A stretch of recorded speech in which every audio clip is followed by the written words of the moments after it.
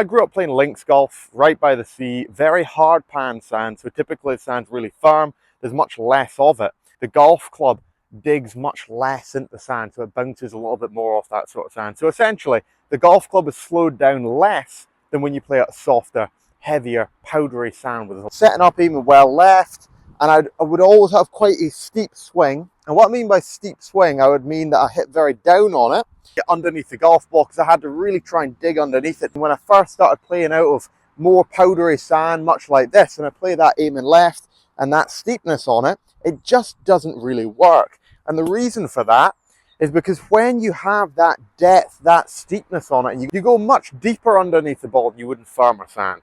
As a consequence of that, the clubs slow down much more, the ball doesn't go far enough. And I started to learn very quickly that we need to scope our technique around the sand type we're playing in. So this much softer sand, I would be much more inclined to set up with a much squarer or even a slightly closed stance.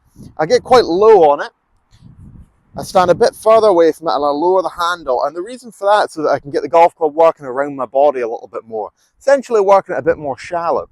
Now this way, the divot depth isn't going to be as deep.